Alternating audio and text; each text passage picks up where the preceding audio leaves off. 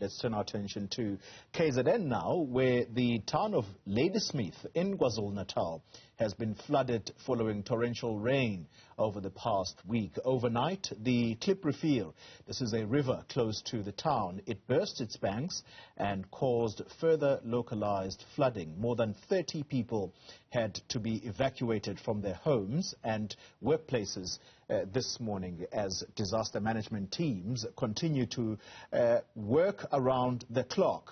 Newzroom Afrika's Karinda Jagmohan is our reporter on this story. Karinda, you are on the ground. What are you seeing? The Premier touching on the flood devastation yesterday while addressing the ANC January 8 celebrations.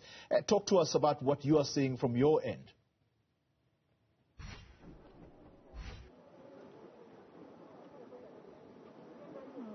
Utter devastation here in Ladysmith, a town in inland KwaZulu-Natal.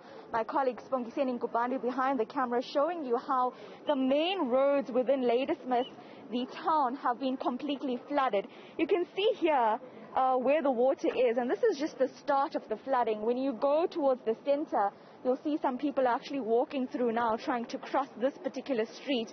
The water is going up to their navel. That's how deep the water is, or that's how high the water is following the flooding. From what we understand is that there has been torrential rain around this area for about 2 weeks now, leading to localized flooding. But over and above that, last night, the Kliprivier, a river nearby this town, burst its banks, resulting in the stormwater drains ultimately being unable to let water flow out through the outlets leading into that particular river. As a result, you can see how the roads have been clogged by water. There's debris everywhere.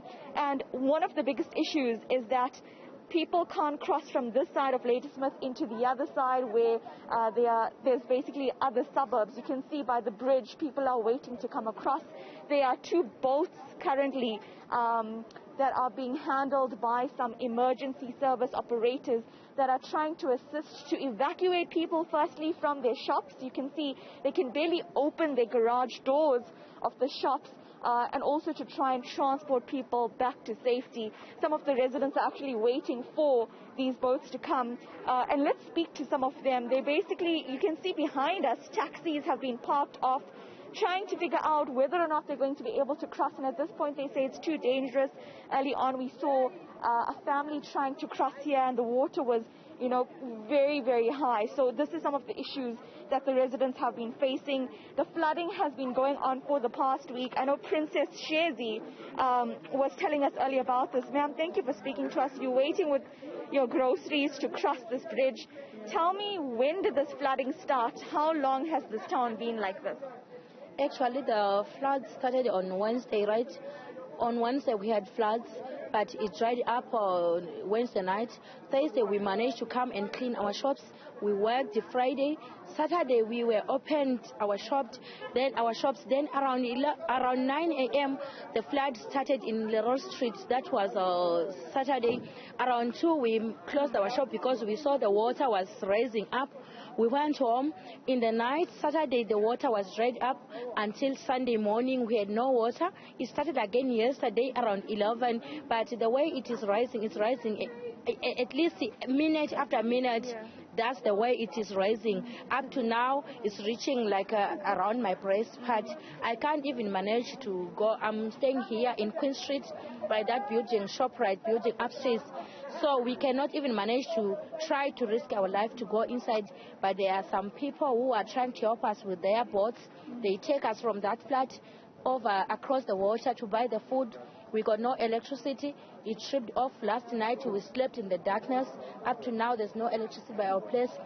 So now we're trying to buy all those things for us. We can have food and paraffin to cook and the paraffin stove, everything. We do have it here. Now we are waiting for the boat again to come and help us to go back to our places. So, Princess, your life has been disrupted completely.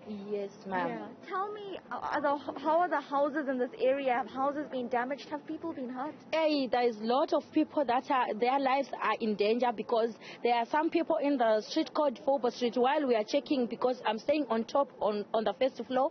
So when we are on top, we are seeing everywhere around. There are some houses that are like almost 3/4 to go down. And I wonder how those people are surviving.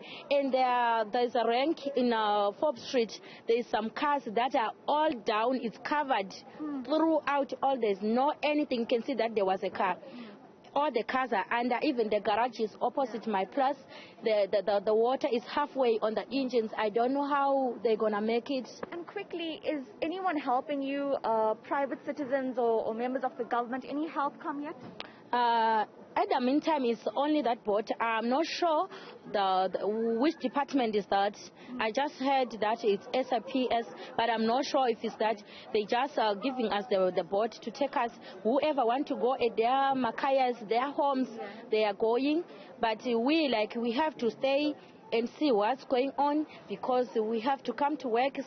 Soon the water dried up. We have to come and clean and start working, because the life in South Africa, no work, no pay.